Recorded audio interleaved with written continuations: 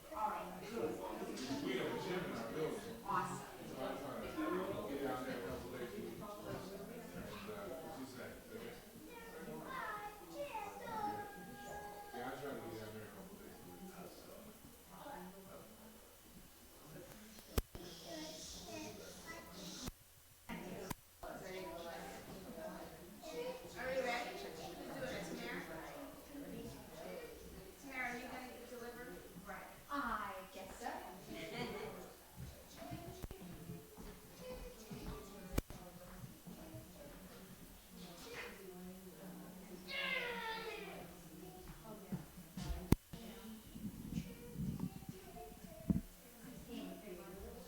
I think I would be comfortable with.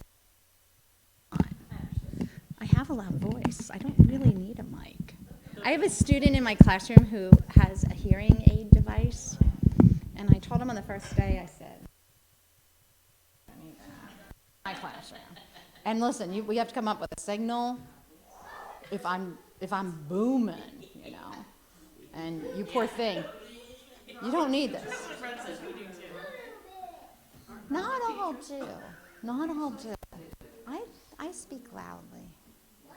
I grew up with a woman who was deaf, and she would read lips. So it was wonderful that it made me aware of my speech, enunciate. Okay, don't do it yet. I still have We're curious, but not Don't move their lips. Oh, see, no. Tamar. When you said that, he said, so did I. And his mom was not deaf, she just needed a hearing aid for decades. Later in life, it was like the last 20 years. It was like brutal for all. Oh, well, apparently we're on. So, good morning, everyone, and welcome to CSL Leesburg. It's March, which means that spring is coming. It's on its way. That's such a good feeling. So, I'll grab the script now. Our theme for 2020 is spiritual vision. And for March, we have a new focus, which is honoring the divine feminine in awe. And now we will create our sacred space and set our intentions of deepening into our awareness and practice of the 5 pillars by creating our altar. The first pillar is study, represented by the divine quality of light, the color yellow, and the work of Dr. Ernest Holmes. His book, The Science of Mind, reminds us of the importance of keeping an open mind and realizing the power of our mind. The next pillar is prayer, represented by the divine quality power, the healing color green, the symbol of Ganesha, the Hindu god of remover of obstacles. We light this candle to remind us of the power of prayer in our lives. The blue candle represents the pillar of meditation and the divine quality of peace. Our symbol is Buddha, the awakened one. We have this candle as an affirmation of the importance of quieting our minds. The fourth pillar is circulation and the divine quality of life, represented by the red candle. The symbol for us is Lakshmi, the Hindu goddess of prosperity, life, and fertility. We know that the great law of circulation works in our lives. As we give, so shall we receive. And the final pillar, the white candle, represents the 5th pillar of service and the divine quality of love. The greatest symbol of love and service is the master teacher, Jesus. We have this candle as a call to be of service to our world, seeing through the eyes of love. Now just take a deep breath and close your eyes and bless this space in our time together. We will weave each of these pillars of spiritual living into our service today. May they deepen our own spiritual practice of study, prayer, meditation, circulation, and service, expanding our mind and hearts to the 5 divine qualities of light, power, peace, life, and love. We also bless everyone who made our service possible today, everyone in attendance, and with special gratitude to the Ark of Loudon for our beautiful space that has an open door. May the energy of love that is generated here bless everyone abundantly, and so it is. And while we're in this sacred space of blessings, what joys, what celebrations do you have to share? You're here. Yes. Larry? Pray that everyone is using wisdom or is trying to Peace. rest of all the stuff going on with the coronavirus. Yeah. Health and healing. I love that. I love that. Just covering the world. Love that. I got news in our family that my Aunt Martha transitioned yesterday, and she had been suffering from dementia. So I celebrate her life and knowing that now there is peace. There is peace. Oh, yes. Fedor. Okay. All right, then. Yes. I have prayers for my very good friend that has a skin cancer surgery.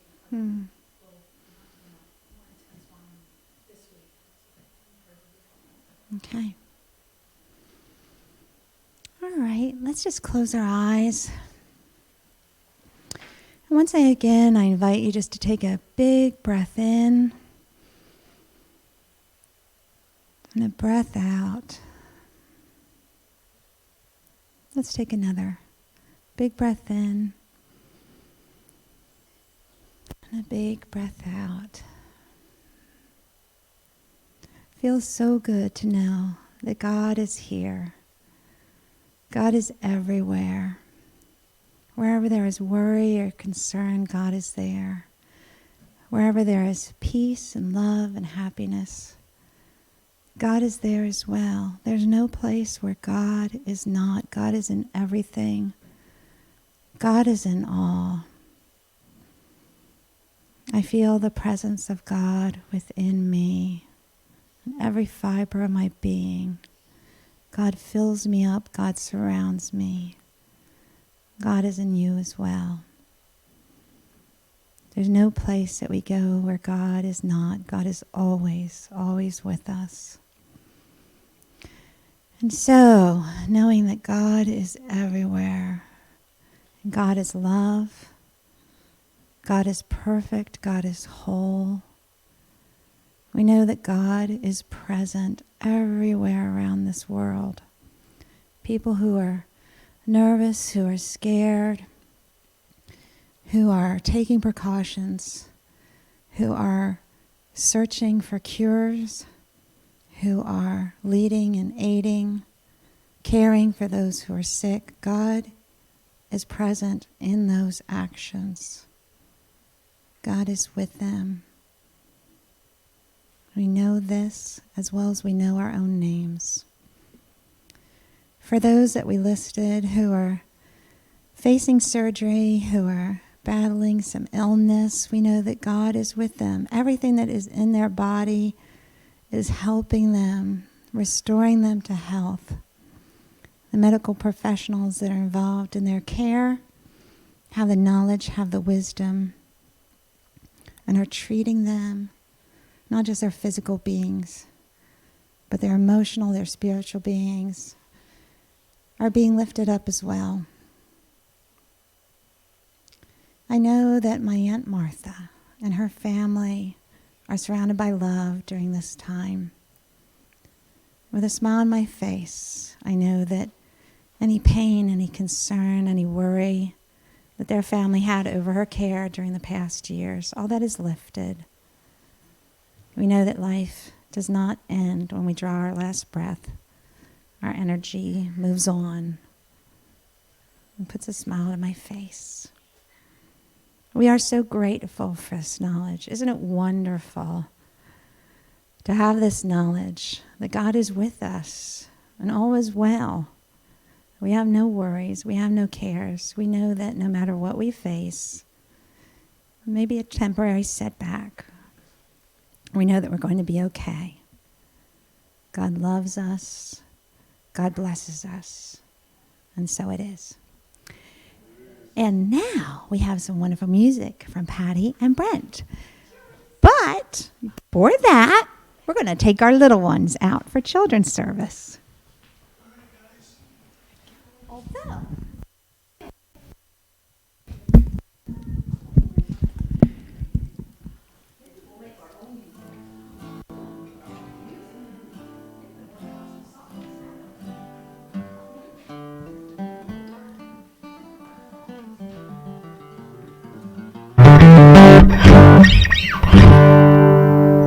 Good morning.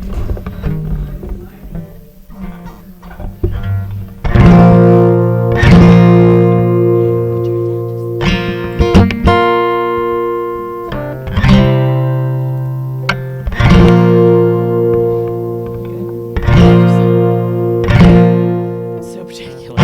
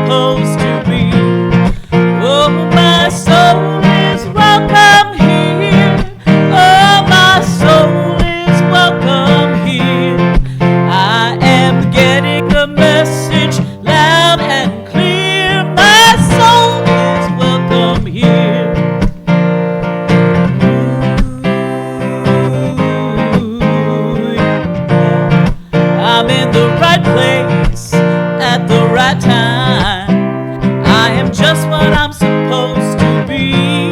I'm in the right place at the right time.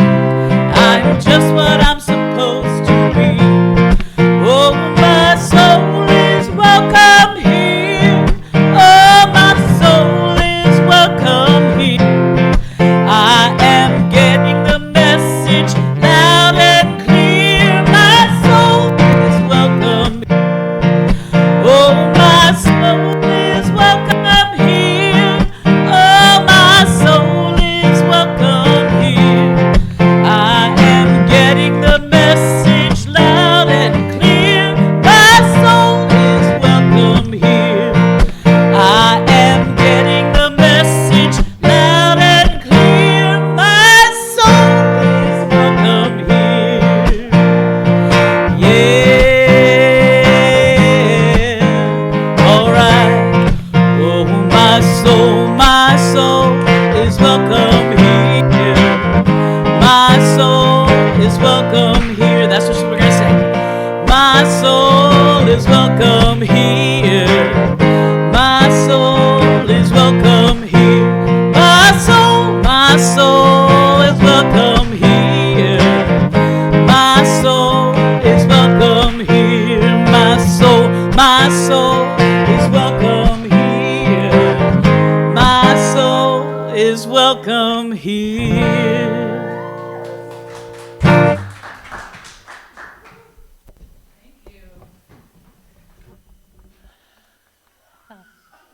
Hello, everybody. My mic on? My mic on? Mic's on. All right. I'm sure you guys can hear me. Fine. Good morning. So good to be back after my long journey across the country. And we have a new month. We have a new theme. And I want to give you just a little recap from our convention. Charlene and I went to our international convention in Denver a couple of weeks. It seems like a couple of weeks ago, and had a really fabulous time.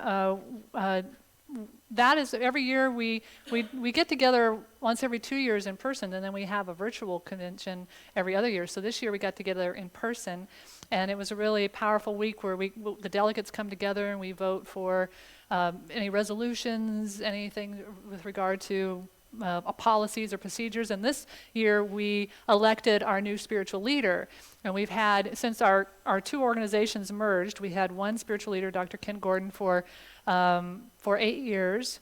And so this was our second, we just elected our second spiritual leader, and that is Dr. Edward Fulyun. He's a minister in Santa Rosa. He has a center in Santa Rosa, and I quote him often. I love him dearly. He's a powerful minister, has a great message, and we graduated the same year ministerial school, so we have a little connection there. But if you're not quite sure what we mean by spiritual leader, he's not like the Pope or anything. He doesn't, give messages down to us or tell us how we should be. He's actually an elected official to share our message out in the world. He's the face of our message, and so his job is to articulate our vision, articulate our principles, to create connections with other organizations, to just go out in the world and represent us. That's who he's doing. He's representing us. So I think he's going to do a fabulous job, and I'm really excited about this new part that we're in. And we got some really cool stats while we were there. We're as far as religious organizations, we're very tiny, we're very small, but we actually aren't, in some ways. I mean, it can seem like it because we're kind of here in the East in our own little world, but we actually have 526 affiliated communities connected with Centers for Spiritual Living. Out of those, there's 358 centers, 46 virtual or focus ministries, 44 teaching chapters, and 78 study groups. And we have 888 ministers and 2,547 practitioners, which are our licensed prayer practitioners. In 2019, we licensed 15 new ministers, 187 new practitioners. We had 5,032 completed certificated classes. We like our classes. And we have enrolled in ministerial school right now 123, which includes 17 from Latin America. We're really expanding into Latin America. As a matter of fact, our global services outreach translated 35 titles into 12 different languages. So we're getting out there in the world, and we have 55,000 monthly reach of our magazine. So even though we're small, we're mighty, and we have a reach. And so I wanted to share that with you.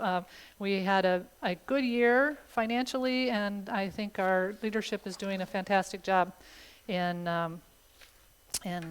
running our organization. So happy to represent, and thank you to Charlene for being there with us as delegates. We had a great time. So for our monthly theme, we are talking, this is Women's History Month, and we're talking about the feminine principle in all, kind of reimagining the divine. And you know that I talk about that a lot, that's kind of really our first step in our spiritual journey when we come into this philosophy, is to kind of reimagine what do we mean by holy, what do we mean by the divine, and kind of widen our picture of what that is. And of course, coming from the Western culture and from a Christian tradition, that's been that idea of God has been a very masculine presence of God. And if you're not aware of history, that patriarchy, that masculine aspect of God's only been around for about 6,000 years in recorded history. And before that, it was a matriarchy. It was a feminine divine, and the feminine divine was the predominant expression of what we might think of as God. And when the patriarchy began to kind of take over, it changed the words that we used and it kind of made some of the words negative that had to do with the feminine. The Greek word for Holy Spirit is hagio pneuma, and hagio, that root word is hag, which is the feminine. And when we think of a hag, we don't think necessarily of a goddess, right? Because that's been one of the ways that the feminine has been repressed or made to be looked at as negative. And so it's okay if we call each other hags. It's the divine hagio pneuma, the Holy Spirit. But the Hebrew word Elohim actually has two forms to it. The Elo, which is the feminine singular, and the Him is the masculine plural. So in Hebrew, the God is masculine and feminine, singular and whole. When you say Elohim, you're talking about this wholeness, inclusive of the feminine, the masculine, the singular, and the plural. And so that's a powerful thing. And then when Jesus changed Peter's name, it was Petra, which is a feminine form, which means the rock, the solid, nurturing. And so when you reread the Bible, in some translations more than others, you get this honoring of the sacred feminine, honoring of the inclusiveness of the feminine aspect of the divine that just has gotten suppressed in our Western culture. And so this whole month, just as we did for Black History Month, part of what we do during Women's History Month is to bring back a new awareness, bring back a different idea of the power of that feminine principle. And when we talk about that feminine principle of God, we're really not talking about men and women, right? We got to know that, right? That it's a feminine energy and there's a masculine energy which is within all of us. We all have that. And yet that feminine principle can be symbolized in feminine form and has been in all kinds of religions. And so today, in honor of women's history and honoring the feminine, I just want to highlight like 4 different goddess feminine energies from the Eastern traditions. And next week I'll probably talk more about the Western traditions, and I have some pictures here. So this first one is the Tao. It's actually the Tao. The Tao is actually a feminine expression. In China, the Tao is honored as the great mother, the mother of the universe, who is always present within you. She is both cosmic and intimate, and this is what you'll see whenever we talk about the feminine principle. It's always the individual and the collective. There's a cosmology involved in how we're all connected from this nurturing energy, this presence, from that mothering essence that bursts forth. So it's an individual, but it's also a larger presence as well. So the Tao is the source of all, and consequently every being in the universe is an expression of the Tao, and every being spontaneously honors the Tao. And so the next one is Tara, which is a Tibetan name. Tara means both star and tear. And in Mahayana Buddhism, worships the Divine Mother as Tara. And the name Tara, actually, as tear, says that she was born out of one of the tears of the Buddha of compassion that fell on the earth. So she, who saves and restores, was born from that tear. She offers liberation and illumination in our everyday life. So enlightenment is available to all. And so she is addressed in the Tibetan litany as our mother, great compassion, our mother, 1,000 hands, 1,000 eyes, our mother, cooling like water, our mother, ripening like fire, our mother, spreading like wind, our mother, prevailing like space. So once again, you see that cosmology of that allness of the divine feminine. And then in China, Kuan Yin, there she is, Kuan Yin. She's considered a bodhisattva, and the bodhisattva in Buddhism is a person who has been enlightened but decides to stay around until everybody's enlightened. So if a bodhisattva is walking the earth, it's because he or she is there to help bring others along. And so she's the bodhisattva of compassion, who listens and responds to the crisis of all being. Like Mary and Artemis in Western traditions, she's a virgin goddess who protects women, offers them a religious life as an alternative to marriage, and grants children to those who want them. She's omnipresent, for in the lands of the universe, there's no place where she does not manifest herself. Again, we see that oneness. And her wondrous compassion everywhere pours spiritual rain like nectar everywhere while quenching the flames of distress. So Kuan Yin is this beautiful, compassionate energy. And what we can do is we're expanding our own understanding of God to take these qualities, and sometimes it can be really powerful if you're feeling like you need compassion, or you need this sense of connection or this nurturing, to be able to call forth those qualities of the divine in that way can be a powerful practice in your own spiritual life. And then Shakti we have on our altar every week. And Shakti is Hinduism. We see the ancient honoring of Shakti, the mother and creative life force of the universe, who also dwells within every human being. She creates and sustains, destroys, and remakes all life, yet she is intimate as well. Again, you see that all life, but that there's an intimate knowingness. She is terrible as well as tender. She's a destroyer as well as the preserver. The Veda honors her as the mighty mother, the underlying spirit and nature in human relations. So the mighty mother. And so these are just some of the goddesses from the Eastern tradition that are sacred and valued and lifted up in a powerful way, in the understanding of what the goddess energy is.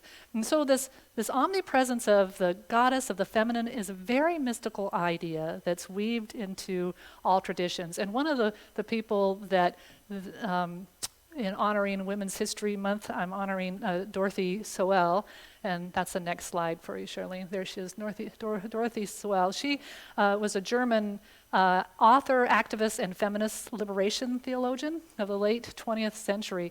And I love what she talks about, because she really brings the mystical aspect into that feminine theologian, liberation theology. She wrote that the language of religion is the language of mysticism. And she championing the necessity of including the divine feminine in our spirituality in order to authentically address injustice in the world. So in feminist theology, therefore, the issue is not about exchanging pronouns, but about another way of thinking of transcendence. Transcendence is no longer to be understood as being independent of everything, ruling over everything, but rather as being bound up in this web of life. Again, it's this connection, this web of life. That means that we move from God above us to God within us and overcome false transcendence hierarchically conceived. So you can see our teaching, right? Our teaching is a mystical teaching, and that is this we take this God out here somewhere, and we begin to realize that it starts within us. It's the foundational essence is within us. So the God within us is what the mystics speak of and what we all can experience. mystics, because we're all mystics. We just don't know it. And so it's also what Jesus spoke of when he said the kingdom or the queendom of God is within, it's among us, it's within us, it's part of us. And so Soel regards the traditional language of religion as stolen from the masculine-dominated language of our culture, in which a male god ordains an imperial power radiates forth. Instead, she advocates the experience of God as our starting point and the impetus to work for justice. So these experiences transform each of us at the core in ways that cannot be borrowed or stolen. It's the core of who we are. They are ours completely. She said, we must seek the mystical experience. It comes closest to overcoming the hierarchical masculine concept of God, a mysticism in which inflames our work for justice. So mysticism then is the cure for patriarchy, medicine that ushers in a healthy divine feminine and a sacred masculine and deconstructs a toxic version of masculinity. And what Soel said is that the certainty that nothing can separate us from the love of God grows when we ourselves become one with love by placing ourselves freely and without guarantee of success on the side of love. So this feminine principle, again, compassion and love and connection and oneness. I mean, these are all the qualities that divine principle of the feminine divine principle brings forth to us, and the value of who we are and how we express in the world. And those some of the words that I just spoke and the definitions of the goddesses is from Matthew Fox's blog post. He does. Matthew Fox is a mystic himself, and he honors, lifts up the feminine in all of his works, and he has a blog post called Daily Meditations with Matthew Fox. So if you ever want to dig in deeper to gender issues, to cosmology, to environmental issues from that mystical aspect, he's a wonderful person to connect with. He's a treasure for us in his mystical teaching.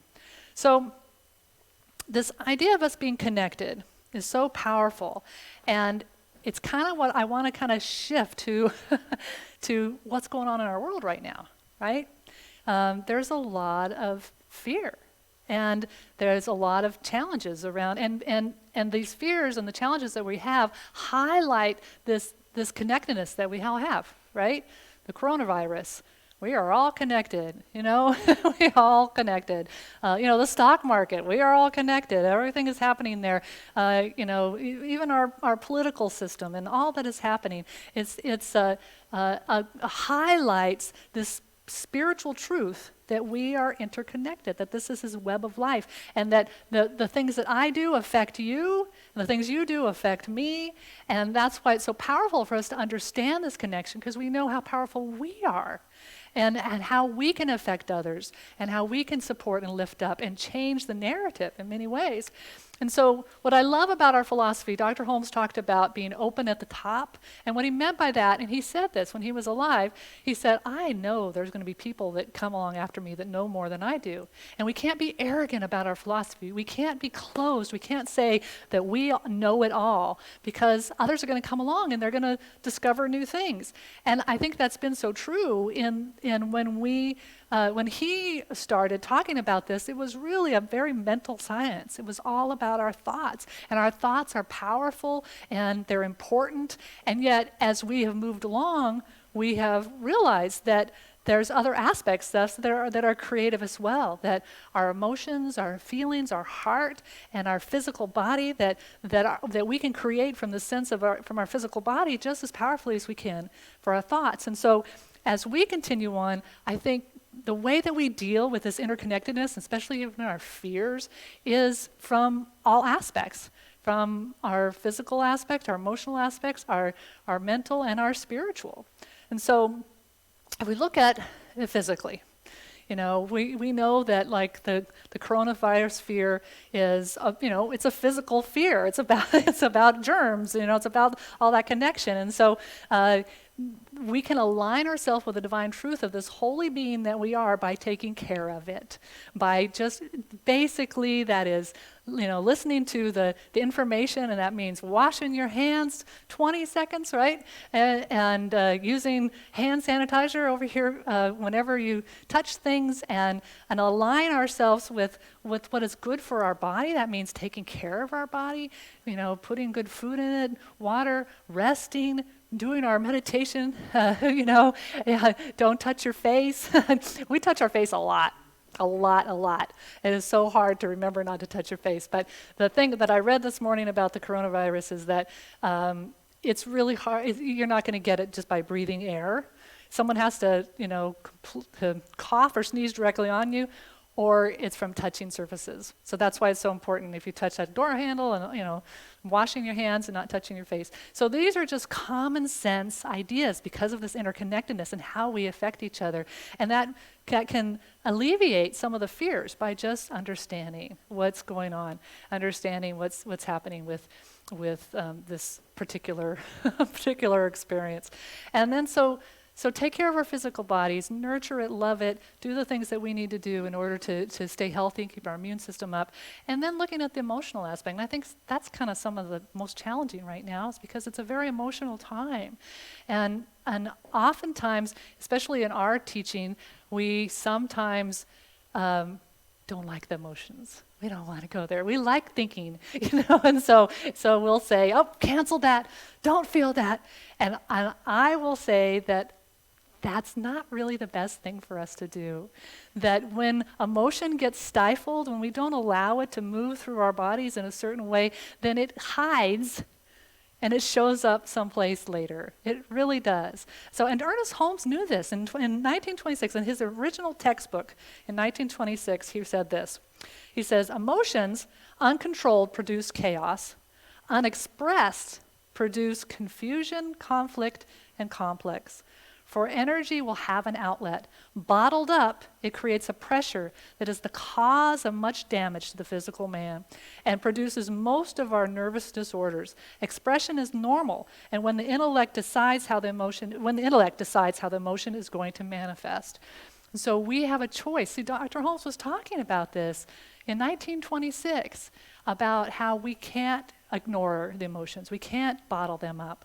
And we have to acknowledge them and let them move through. And usually if we let an emotion move through us, it moves through us in a few seconds. And then it doesn't stay with us from a somatic experience. And so Tara Brach, a wonderful Buddhist meditation teacher, talks about this idea of us pushing against or trying to deny our fear, our emotions.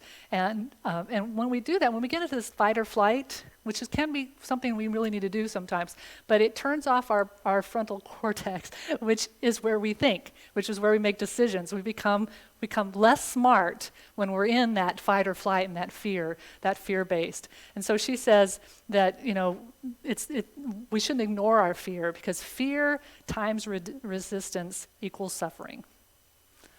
That we have that fear, we try to resist it, that's what creates a sense of suffering. And so she said, fear times a full embodied presence equals freedom.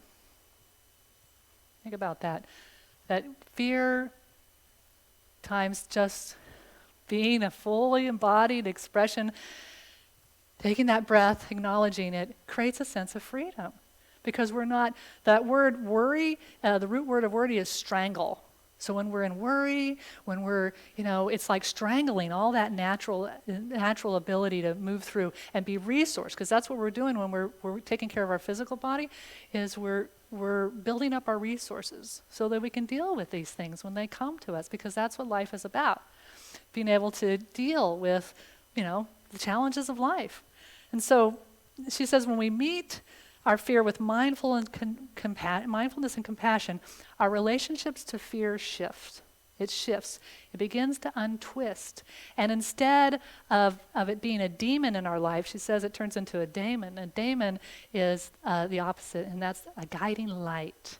So our fear, those emotions, can turn into guiding lights for us. Again, so that we can make decisions, so we can be fully resourced. And so I believe that in our teaching that we have to align the physical body. We have to get healthy in ourselves, make good decisions about what's going on our physical body.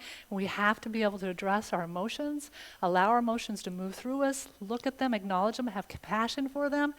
And then that moves us to the mental, to the mind, because our thoughts are powerful.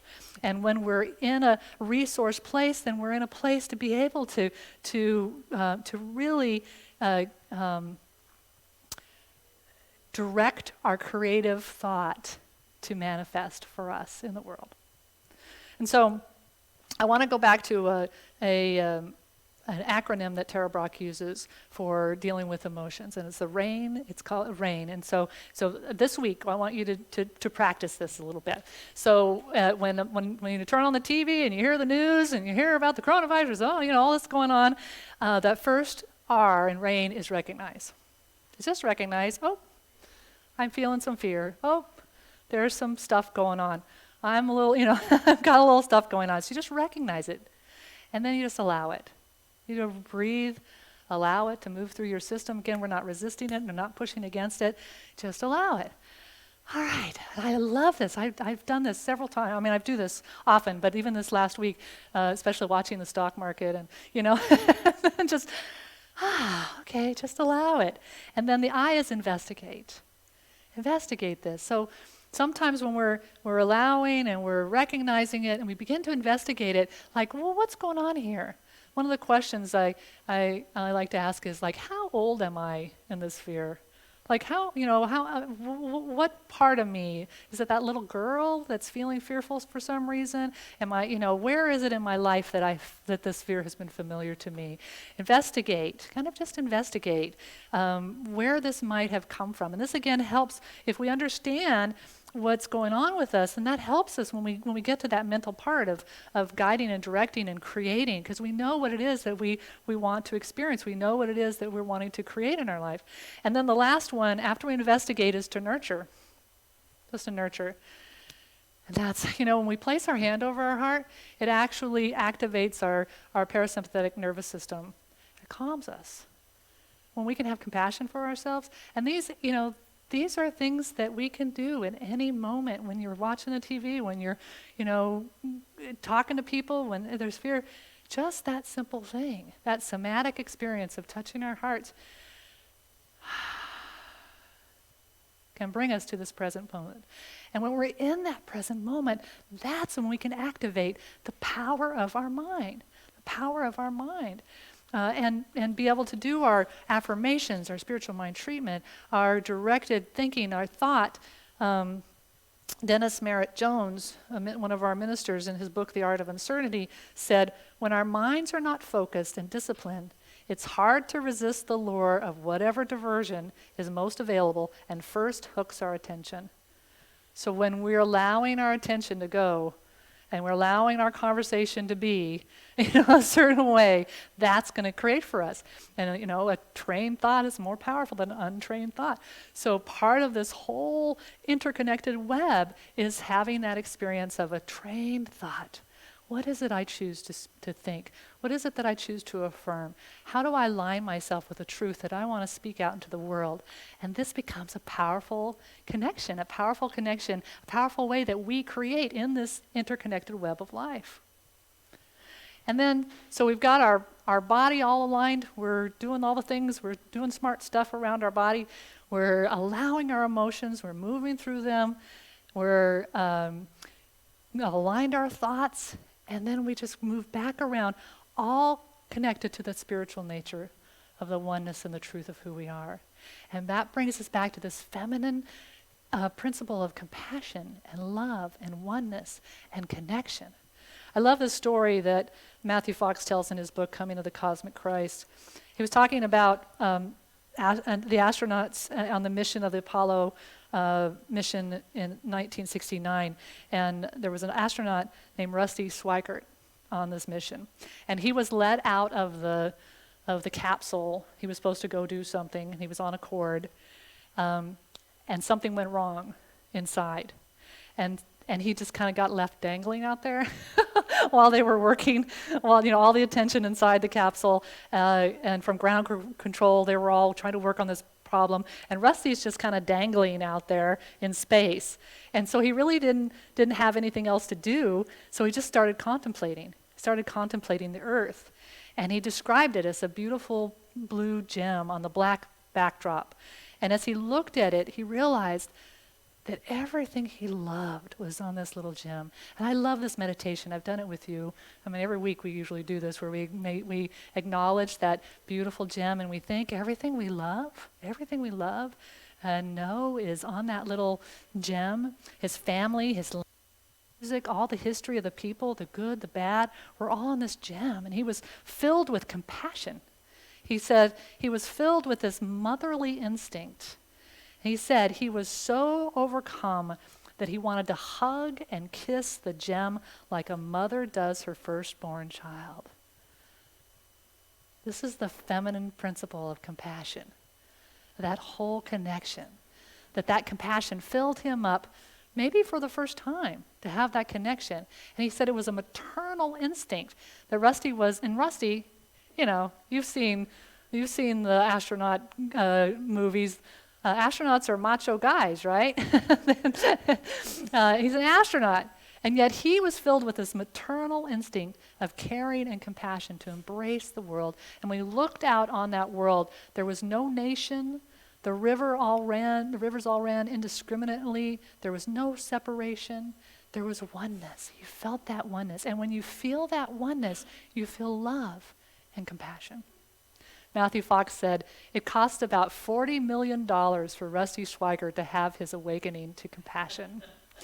And he said that one hopes that the rest of us can awaken to our compassion less expensively. Yeah, so as we, it's a crazy busy time right now in our life, and that's why it's so important for us to remember our spiritual tools, our spiritual principles, to come together in community to remember and to use these principles for times like this. Our teaching is not necessarily for times that are good and happy and wonderful. It's great when they are, but we have real tools, real ways for us to stand in the truth of who we are, to be that place of compassion and love, and to be a powerful place of co-creation. All of us together in that co-creative place of the world, of creating a world that works for all. So let's take this into our meditation time as we just kind of close our eyes for a moment and just practice some of this. So take a nice deep breath in.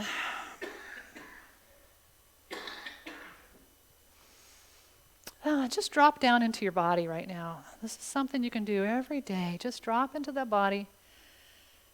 And just take inventory. Just what is going on within your body? No judgment about it. Just what are you feeling within your physical body?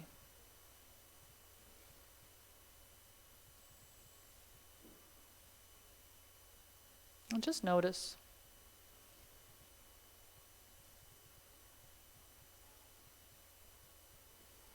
And you might decide to travel to some certain place in your body that needs a little attention or a little love, or you might want to explore it. Just allow your attention to go to some place within your physical being.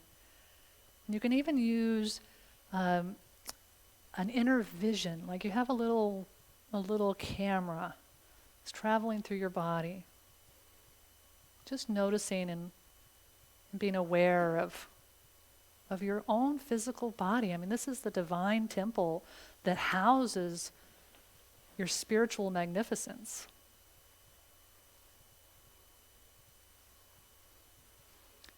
And then just move to your emotional state. What emotion are you feeling right at this very moment? Again, no judgment. And how do you know you're feeling that emotion? Do you feel it in your body somewhere? Do you feel it in your mind? And just allow it. If you're feeling an intense emotion, you can place your hand on your heart and just allow yourself to be compassionate for yourself in this moment.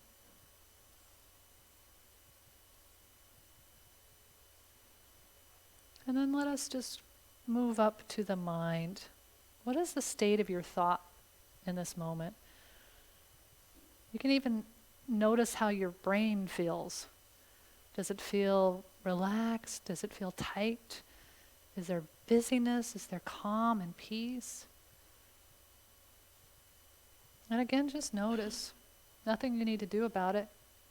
But just this awareness opens us up.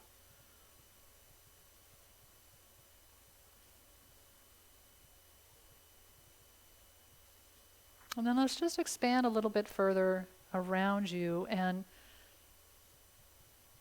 imagine that you're that astronaut and you're tethered to a safe capsule, but you're out high above the earth, and yet you can see it. And just visualize yourself out there in space, looking at this beautiful blue gem. And notice what you're feeling about all that you love being there. All that you've known, all the people, the animals, the music, the art, the experiences, the food, all of it is on that beautiful gem. And bring forth that sense of compassion and love for the interconnectedness, the web of life that is part of the universe. In this moment, as we feel completely connected and holding up our beautiful earth, let us just know the divine truth that there's health and wholeness within us, that our bodies are magnificently made to evolve and to learn. And so whatever new viruses that come upon us, we are so magnificently made that each individual person activates whatever immunity, whatever it is that each person needs. Right now, I see it. I see each person in this room with a magnificent immune system that knows exactly what to do whenever it encounters anything that is foreign, which happens all the time.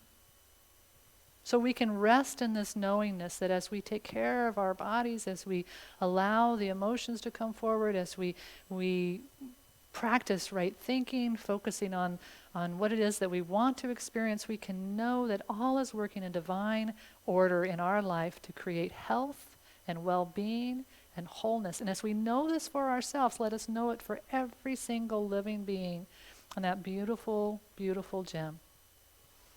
And we know that those who are working in capacity to find resolution and solutions and ways to support those who might be sick and to help keep us all well, we just know that there is a divine wisdom within them as well. And whatever else may be fearful in this moment, we can acknowledge it and affirm the divine truth of who we are in this moment, that all is well, all is well.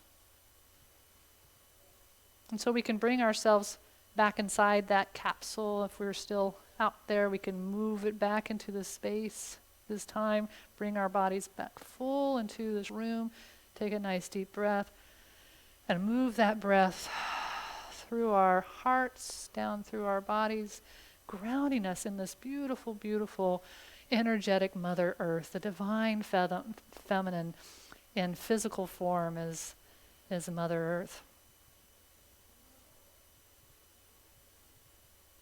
It's from this place of complete groundedness that I just claim and know the divine truth of each of us here today. To know that that divine feminine is part of the universal whole, that there's compassion and love and wisdom and peace, that there's this connection with the divine that moves through each of us, for we each are an expression of that. I am an expression of that divine feminine, the allness of life.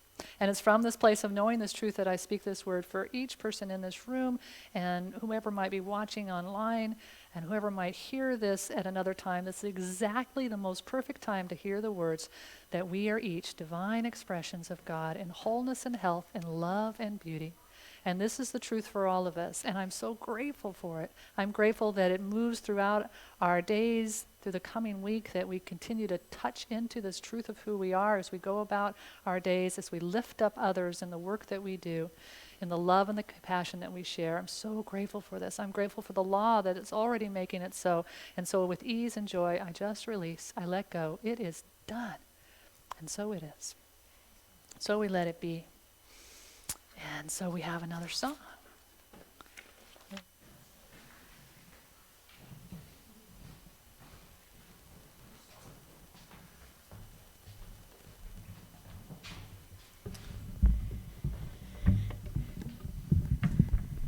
This is a tune by Jana Stanfield and Megan McDonough. It's Amazing Things, and it's a reminder of just the potential that we have.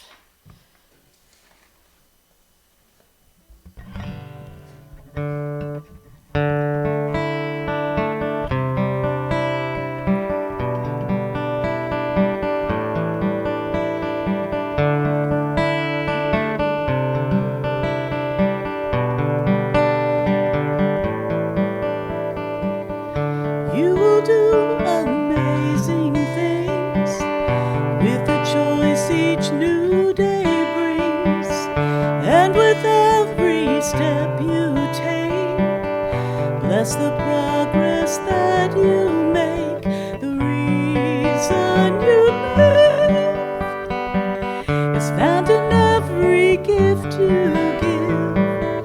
Love your life, love your dreams. You will do amazing things. Amazing,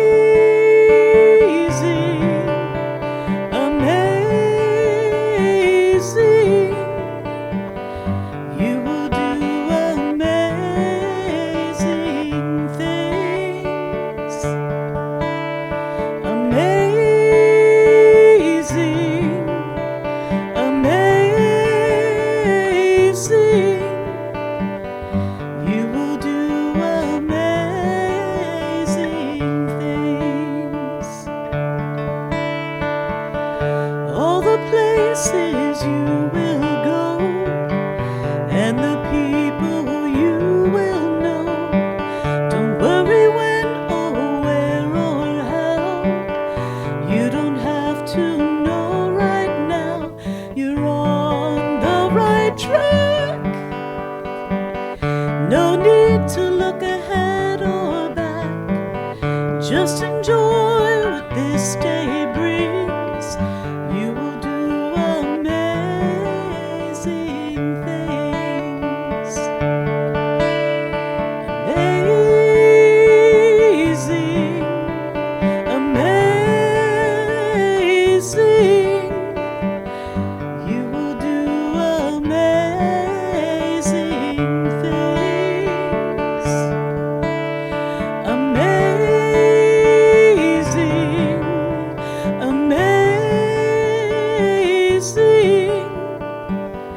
You will do amazing things. You don't have to work it out. Just stay in the here and now. Let your mind rest for a little while. Sometimes deepest answers come when you're out there having fun. So take a breath and close your eyes and smile.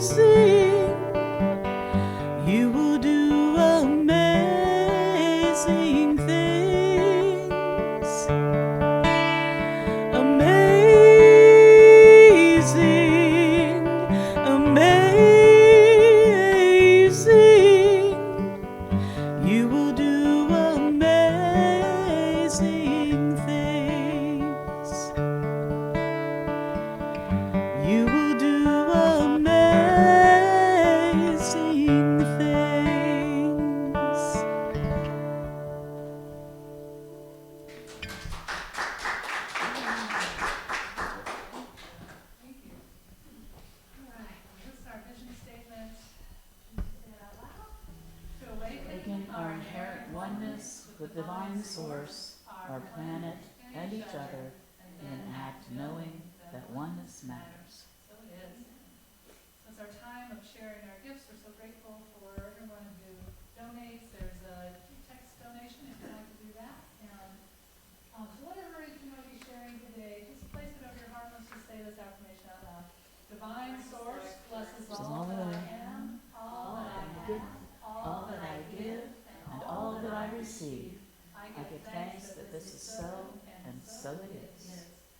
So we have I think it's a song we can sing. Happy, joyful, and fulfilled.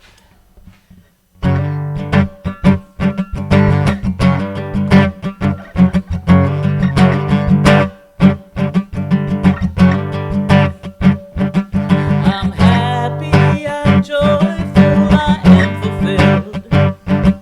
I'm happy, I'm joyful, I am fulfilled. I'm aware of all my blessings, so much love I can't sit still. I'm happy, I'm joyful, I am fulfilled. Good. I'm happy, I'm joyful, I am fulfilled. I'm happy, I'm joyful, I am fulfilled. I'm aware of all my blessings, so much good I can't sit still. I'm happy, I'm joyful, I am fulfilled. Peace. I'm happy, I'm joyful, I am fulfilled. I'm happy, I'm joyful, I am fulfilled. I'm aware of all my blessings, so much peace I can't sit still. I'm happy, I'm joyful, I am fulfilled. God. I'm happy, I'm joyful, I am fulfilled. I'm happy, I'm joyful, I am fulfilled. I'm aware of all my blessings, so much God I can't sit still. I'm happy, I'm joyful, I am fulfilled. Love. I'm happy, I'm joyful, I am fulfilled. I'm happy, I'm joyful, I am fulfilled.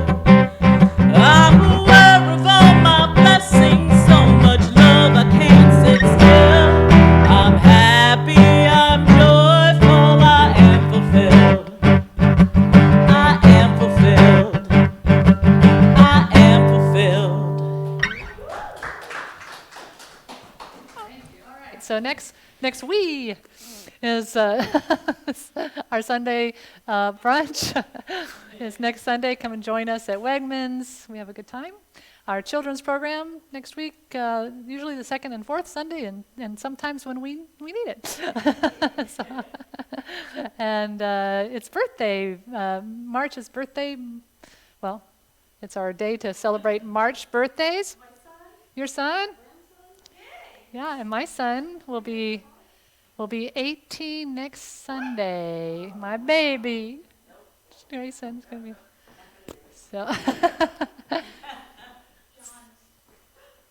John's birthday? When is your birthday? The 7th, the day before my son's birthday. All right, let's sing to John. Happy birthday to you. Happy birthday to you. Happy birthday, dear John. Happy birthday to you. All right, and I think it's time for our girls. I want to share how to take you home today. I was fascinated by the cosmology in the feminine. I've never heard of that before. So that makes me think about creation, a lot of stuff. That's awesome. And did you see the Janis Joplin quote? Yeah.